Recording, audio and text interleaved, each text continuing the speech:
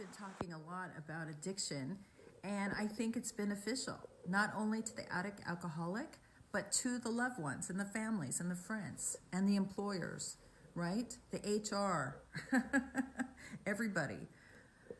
Until you understand it, it seems like a willpower gig, right?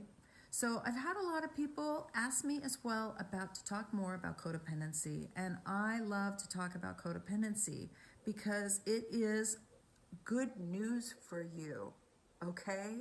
If you can understand the other videos, watch the videos that you don't think are for you, the ones that don't say anything about codependency. Watch the stuff that I do where I talk about alcoholism, because I talk about it from my own experience. It will help you understand your loved one, your friend, your family, your employee, whoever it is, right? So I want you to watch them, and I want you to really understand what's going on there. If a person does not want help, you cannot help them. This is a break for you. It gets you off the hook because there's nothing you have to do. You don't have to make more money. You don't have to take on another job. You don't have to lie to his work, her family, his family. You don't have to watch your children suffer. You don't have to do that anymore. And the bonus is, not only is that a big woo for you, you'll be helping them get sober. If you can realize, if I could sit down and give you story after story after story after story of the people that once their family got out of the way, backed up, backed off, left them alone, they had to get better, right? They had to. Now you're thinking that if you don't help, they're not going to eat. They're not going to live. They're cold. They're hungry. They're homeless. They're going to be okay. Unless they die from the drugs themselves, which really there's nothing you can do about that. But if you think you're saving them from some kind of hard fall, you are just prolonging the problem. I know a girl. She watches me now. I've known her for a long time. Tried to help her years ago, right? She couldn't get sober. Finally, right? I talked to her on the phone. She contacts me. She starts seeing that I'm doing this. And she contacts me, hey, girl, how are you doing? I said, oh, my God, how are you? I said, how are you doing? She said, I'm sober. I said, oh, my God, what happened? How did you finally get sober? And she said, my enablers died. Do you understand that? Oh. That's it. Sometimes we are the problem. Get out of the way and quit helping. Now, got a beautiful message from somebody who's following me, who's been following me for a while. Marriage is dissolving. She understands mentally. He doesn't want help. The marriage is over. She can't do it anymore. She's not being helpful. Okay, great. I get it, Karen. I'm going to Al-Anon. I'm detaching. I'm moving on with my life. How do I deal with this grief? Very difficult. I know. It's like the worst breakup ever. It'd almost be easier if they fell in love with someone else, wouldn't it? Because at least you could get mad. So, grief.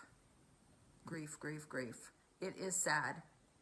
And in a way, you can get mad a little bit.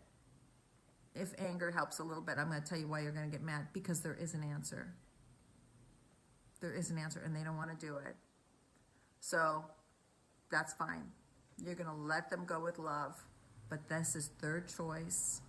You are going to be sad, and you're going to grieve. Someone else mentioned to me that they had children involved and how hard this was for them, right? I'm going to find that question. I need to do that one separately, but I'm going to touch on it here. I'm going to do that one too, because if you have children and you are staying in a marriage with an alcoholic addict, you are teaching your children how a spouse treats you. You're teaching your children that is a relationship. When the person comes home drunk, when they don't come home at all, when they get DUIs, when they're sick in bed, when they're sick in their room for 3 days, when they're shooting up in the garage, when they're shooting up in the bathroom, when they're yelling at you, blaming you because it's your fault, right? Because you didn't wake them up in time and they lost their job, whatever it is. You're teaching your kids this is okay and this is what a relationship looks like. Now, do you want to do that to your children? No, you don't. So it's tough. It gets easier. Now, how can you make it easier? Throw yourself harder into helping others. If you are grieving, you go to more Al-Anon and you find a newcomer there and you see how you can help them. You are not the only woman or man, mother, father, child, with a loved one that is drinking and drugging themselves to death. There's a lot of people out there and they all need help and support. Find someone you can support. I love this woman. I did a vlog like this on Valentine's Day saying, no self-pity out there. If you're alone on Valentine's Day, you find someone to help. And this wonderful woman who follows me said to me, you know what? I had the best day. I made gift bags for a bunch of friends that are lonely and alone. I made cookies. I did this. I made sure to call these people that had just lost someone they love. And I had dinner with friends, and I ended up having the best day ever. Now, a few months ago, that wasn't her story. She was heartbroken. There's a lot of people following me right now, a lot of new friends I have that are heartbroken. But you know what? They're getting better. They're getting better. I remember one follower here started my boot camp. I had a boot camp going, a codependency boot camp. And I did it for free because I wasn't sure how it was going to go. And sure enough, what it did was to teach me what people really need. People need one-on-one coaching. The whole thing kind of broke up. People needed individual. It wasn't a group thing. It couldn't be a group thing because we weren't sitting in the room together like an Al-Anon meeting. I thought it'd be like an Al-Anon meeting, but ended up being individual coaching.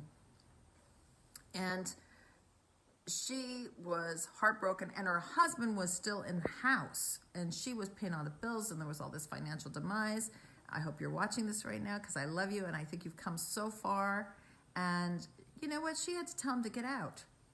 She had to tell him to get out. It was tough, and she is my hero. I mean, there's so many of you that are my hero, so many of you that are heartbroken.